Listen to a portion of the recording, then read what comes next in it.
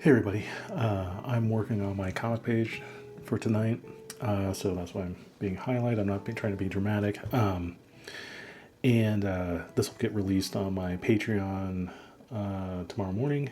Um, and I actually had a really good night working on this page. I killed this page, honestly. This is one of the best pages I've done in a while. Um, but I had a good time. I was just watching everybody's YouTube videos, and I think we're calling this the walkie-talkie movement. It's just basically vlogs with the DJI Action Pro 5 specifically.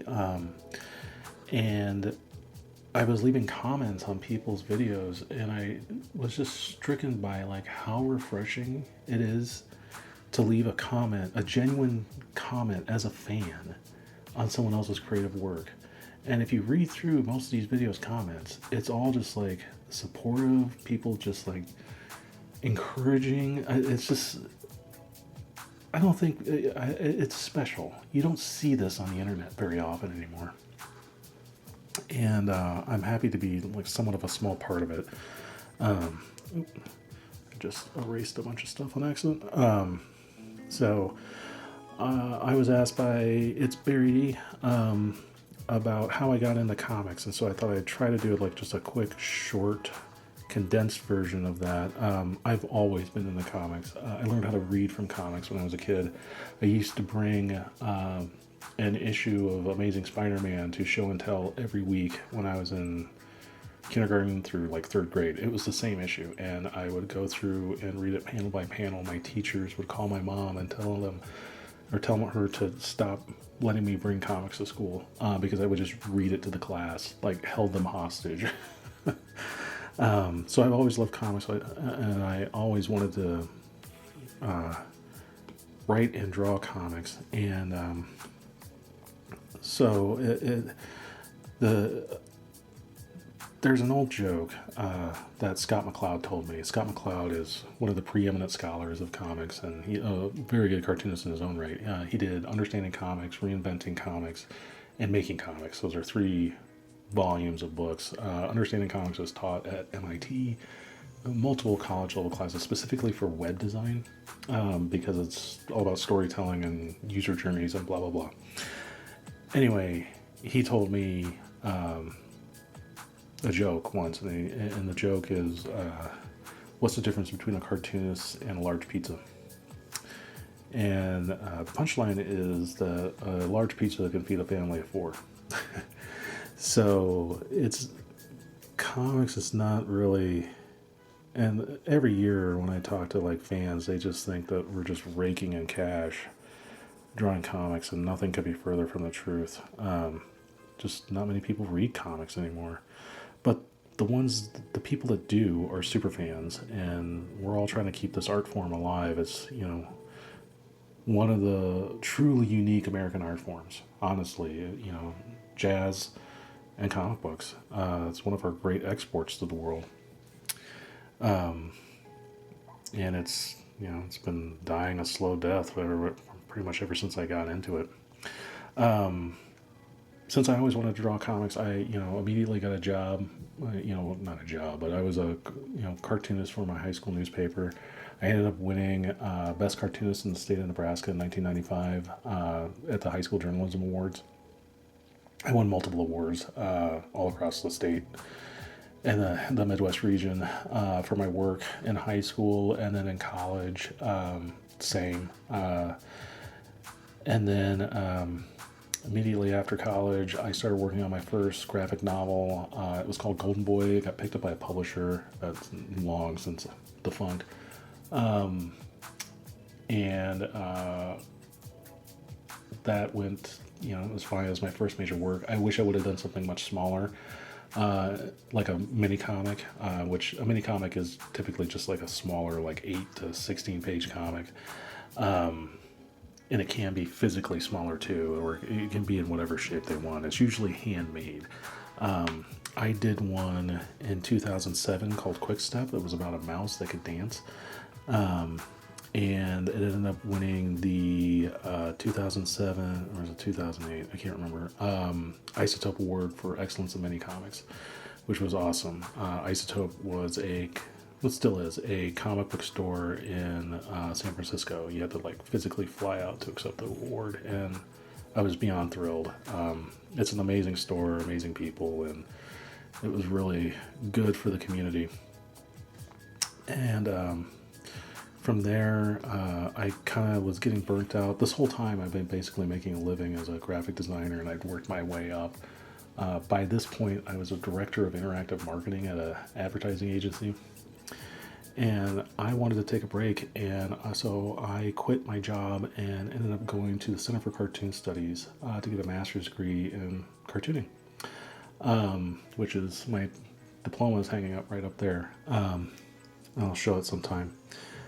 But that was awesome. The school was started by James Sturm, who's an amazing, amazing cartoonist, and the teachers from there, I mean, were just outstanding. I learned from the best. And for me, it wasn't so much as like I was learning how to draw or anything like that, but it was really like fine-tuning my skills, getting really good at like page turn. It's just all the little stuff that people don't think of. Page turns, lettering,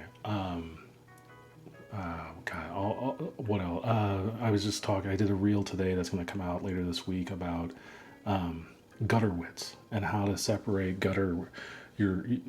Each row of panels is called a tier. Treating each tier as a sentence that makes up a paragraph that contains an idea that is the page. Stuff like that. So, and I did get a little bit of drawing, but by that point, in my career as a cartoonist, I was pretty well settled. Like, this is how I'm drawing. I'm not changing much. I'm not finding myself here in that sense, but I did find myself as an artist and as a storyteller. From there, I became a creative director, so I kind of took a 10-year break. I was working on a graphic novel at the time, but it was really depressing. It's about a suicidal astronaut. And, when you start in on a space comic, you think, oh, this is going to be cake. I don't have to draw backgrounds. It's just space. And it turns out there's a mental health aspect to the subject matter that you're drawing and depicting on a daily basis. And I didn't think that through when I started it. And it took me 10 years to do. It's not a very long book. But I wanted to get it done before the birth of my son. So I did. I colored it the hardest way possible. I made it look like an old EC comic. So think Tales from the Crypt, Weird Science, 1950s, sort of pre-Comic Code era comic.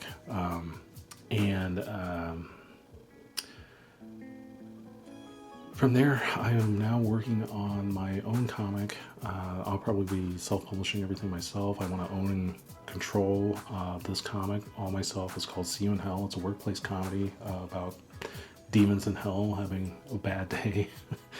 And there's a couple souls that they're having a bad day as well. And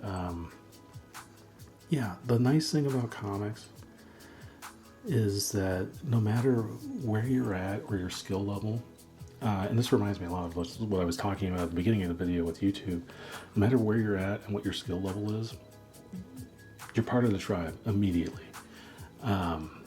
I became very good friends with seasoned professionals that were doing, work, at the height of their powers for like Marvel and DC Comics.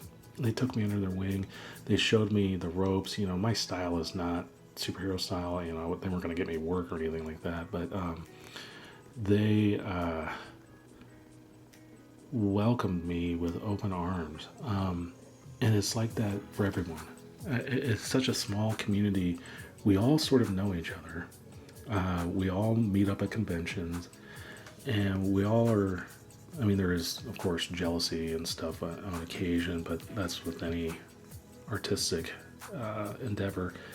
But we're all rooting for each other. And it's such a cool community. So if you ever have an interest in comics, I would say just get started. You don't have to, it doesn't have to be hard. You can just start with 8.5 by 11 sheets of paper and a ballpoint pen and just go. And that's all it takes. That's literally it. And then you're a cartoonist. That's it. It's that easy. And there's nothing better than taking that little comic that you make out of typing paper, printing it on a copying machine, stapling it yourself, and handing it out to people. It's, if you have any interest in doing this, I just, even talking about it makes me tear up. It's the greatest feeling in the world. I highly recommend that you do it.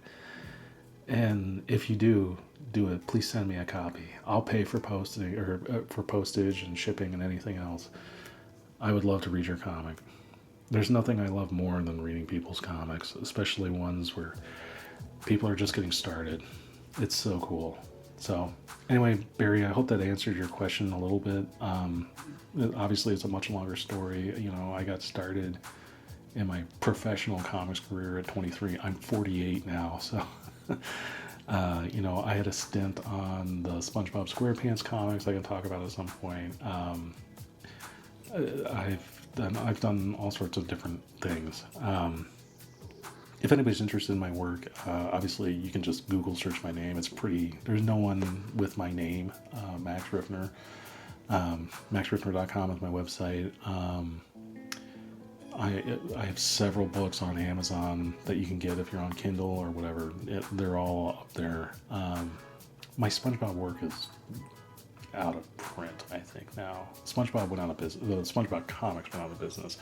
SpongeBob itself, obviously, is still going strong. And I can talk about like working on licensed comics at some point, which is interesting. But anyways, I try to keep these fairly short, and we're just at the 13-minute mark. So yeah, that's it. Thank you, everyone, and we'll talk soon. I'm enjoying doing these vlogs, so I'm gonna wrap this up. I'm done coloring. I'm gonna go slice it up in Photoshop and get it ready to go onto my Patreon and get it scheduled for tomorrow morning. So talk to you soon. Thanks.